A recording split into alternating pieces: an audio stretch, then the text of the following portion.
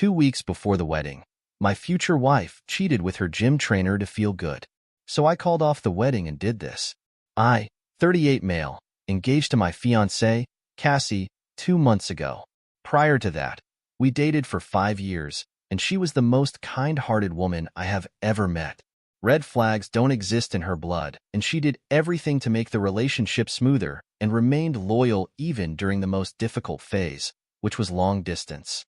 I know it's a bare minimum to expect loyalty because it's a general responsibility, but in long distances, many people cheat often. She always made me feel light, and I never felt anxious after she made an appearance in my life. All of it changed when she proposed to me. Then we were happily engaged, looking forward to our dream wedding in Paris, and the days were getting closer and closer. There was this thing with Cassie that she was insecure about her body. She considers herself to be overweight. Cassie was the most beautiful woman in my eyes, but she always felt very unattractive about herself. I always tried my best to make her feel loved about herself as well as confident, but it rarely worked. As the days of the wedding were getting closer, her anxiety about her body image was increasing day by day, and it started bothering me, and I finally decided to help her out. There were endless conversations between us where I assured her that she looked perfect in the way she was, but somehow she was not convinced and kept thinking about how she would look in the wedding gown. When the assurance didn't work, I asked her if she needed any help from me. She didn't say anything at first, so I asked her if she wanted a personal gym trainer who could help her achieve the body she wanted before the wedding. Her face lightened up with hope, and she hugged me. I didn't really want her to change because I really loved her chubbiness. It was cute and hot, and she was very happy and excited about it. She told me she had this thing on her mind, but she was hesitant to ask. I told her it was fine as long as it made her happy. She told me that her friends suggested a personal gym trainer named Sam, who also helped her get in shape. One thing about Cassie's personality was that she always wanted to look good and feel good because during her high school years she was bullied by her friends due to her weight. That's what she told me when we went on our first date, and I felt shocked by that because she looked gorgeous. I always saw her trying hard to fit in and show herself in a way that made her attractive to everyone. She felt empowered when someone complimented her, especially the opposite gender. It first bothered me that she didn't want to look good only for me, and my compliments were not enough to make her feel good, but then I realized that was because of the years of trauma she faced, and now she wanted to look good, then she deserves to live her moment, and I was happy to give it to her. She only wanted to look beautiful in everyone's eyes, but she never flirted or showed any red flags. The day she joined the gym, I offered her to drop. She asked me if I wanted to meet her trainer, but due to my busy schedule, I had to refuse. She was wearing tight shorts and a sports bra with a jacket. Her body shape could be seen because of her tight clothes, and I felt a bit uneasy because of that, as there were many other alternatives instead of that. I looked at her and asked her if it was necessary to wear that instead of leggings. She told me that there was a dress code in the gym that she had to follow, as told by her friend, and I was pretty shocked to hear something like that for the first time. But I didn't think too much about it, as we were both actually happy because, from that day on, Cassie was going to live with me. After the session ended, Cassie called me and told me that she was leaving for work and asked me to pick her up after her evening session. After winding up my work, I picked her up and finally saw Sam. As every gym trainer, he was fine, muscular, and very attractive. Cassie gave him a side hug, and we both left. Things went fine for days, but then Cassie was all preoccupied with the gym. She was spending more and more time in the gym, and there wasn't much talking between us. She was coming late every night, hanging out with the friends she made in the gym, and even after coming home, she was not really present, and I started doubting her unintentionally. I was excited to live together and enjoy the courtship period, but things are going just the opposite to what I expected. Her behavior concerned me from time to time. She was really not interested in having any conversation with me, which was easily visible because of her replies whenever I asked her something or tried initiating anything. She looked really unhappy and disinterested in me, but she was pretty happy with her friends and Sam back at the gym. Whenever I get upset at her late comings or not giving time to us, she defends saying we are going to live together for a lifetime, so I shouldn't be complaining about these small things. Update 1. Hello all. After thinking carefully and checking my own behavior, I initially thought I was toxic and suspicious for no reason. I should not make assumptions on my own. Talking it out would be better for both of us. Holding things inside can create an unintentional sense of resentment in my heart for her. So, I decided to talk to her and realized how badly she screwed up the whole thing we had. No lies, but Cassie was indeed getting the figure she wanted, and she looked extremely hot and flattering. She was having a proper diet routine, and I decided to bake some cookies to get a chance for a conversation. I called her and asked her if she wanted me to pick her up, but she refused and told me she was already on her way. In her voice, she looked really exhausted and somewhat stressed. I told her I wanted to talk to her. She didn't look happy at all and told me that she was not in the mood for any of this. I asked her what was wrong and she started moving further. I couldn't control my anger anymore and words came out of my mouth. I asked her if she enjoyed her time with Sam. As I already saw her social media post, why does she never have time for me? She stopped walking towards the room and asked me if I wanted to feed her those cookies to get her fat again, so she would become unattractive. She was just so mean and rude to me for no reason. I lost my temper and told her that I was thinking these days and how she had changed so much since the day she joined the gym. Instead of reassuring me, she started blaming me and told me that I was doubting her and that I never wanted her to look pretty, and that's the reason why I was trying to confine her. I was really shocked by her statement. She also said I could never relate to her as I had never gone through what she had been through. It was another victim card she threw directly in my face and tried to make me feel guilty for hurting her. I told her that I just wanted her attention and quality time, and the conversation was never about me doubting her. I told her I was just jealous and I never claimed or thought that she was cheating on me. I made those cookies to cherish her. She started weeping and apologizing to me like crazy. I never saw her like that. It was very new to me.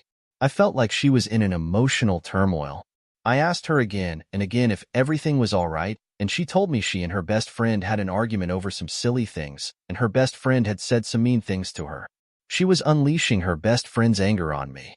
She apologized and told me she wanted to take a rest, and I gave her the space she needed. She lied. I know whenever she does, and it was a huge lie. We'll come to that later. I couldn't sleep at all and just kept changing positions, and she was facing up on the other side of the bed facing towards the wall. She wasn't asleep either, and I wasn't able to draw any conclusions about her actions.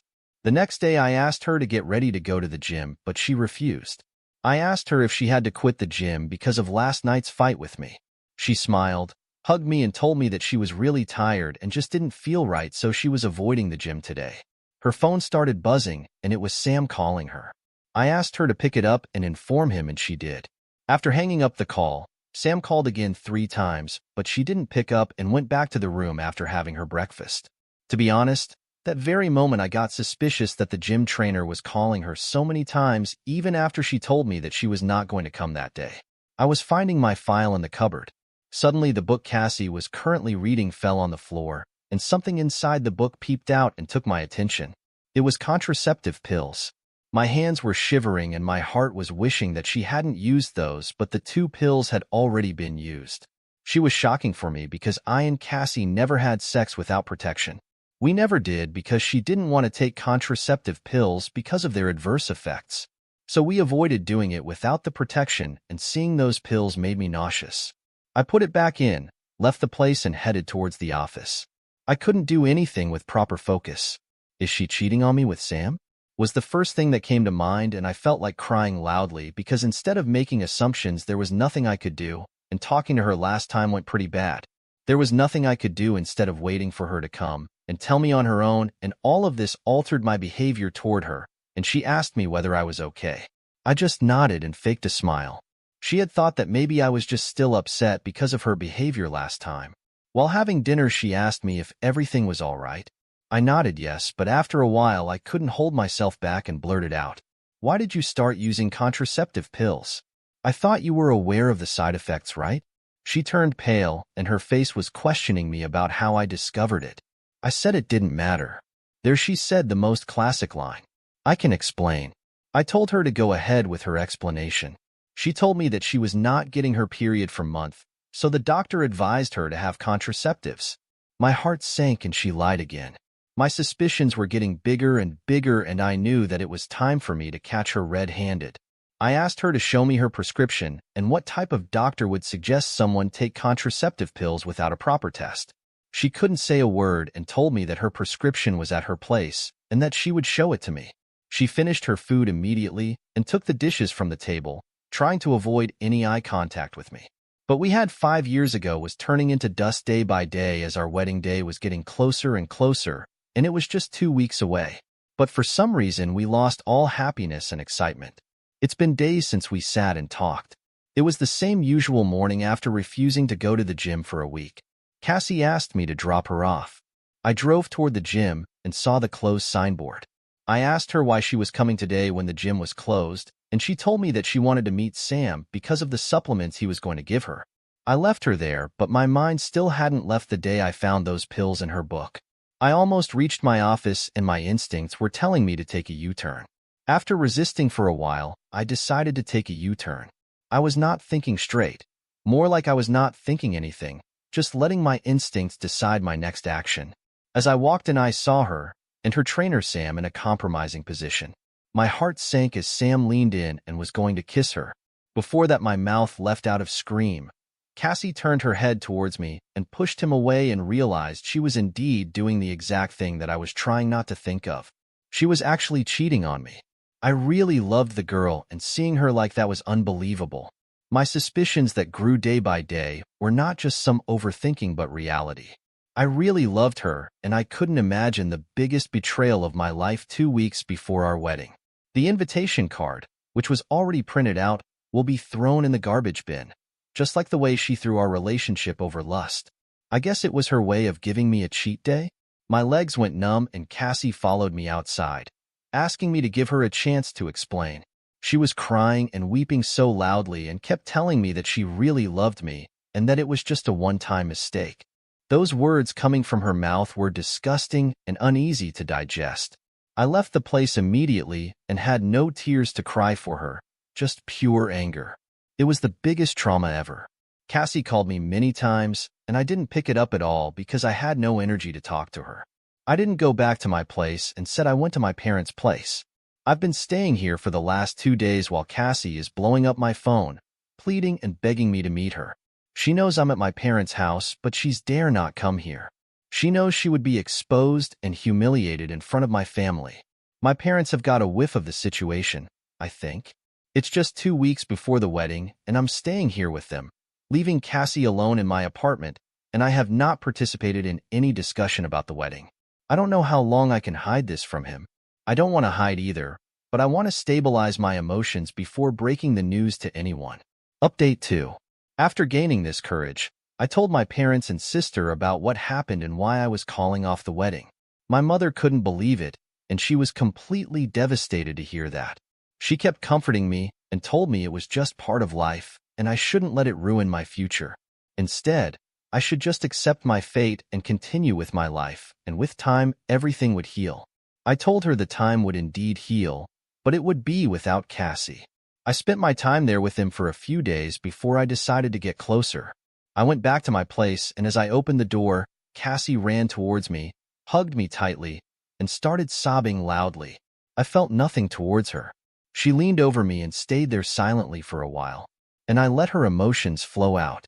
In the last 5 years of our relationship, I have never left her to cry like that, but she was done making a victim of herself, and it was high time for her to accept her actions. I sat there unmoved like a statue. Finally, when she was done crying, she freed my arms and confessed everything that happened.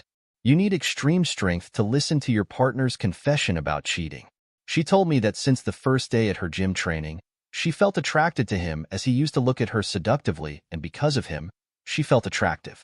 He used to flirt with her and compliment her a lot, but it was only an attraction from her side, not a romantic way, and things escalated slowly. While doing some exercises, he used to touch her because she couldn't help keep her thoughts to herself, and it made her feel good. It was so hard for me to hear those things, and I asked her if I was not enough for her.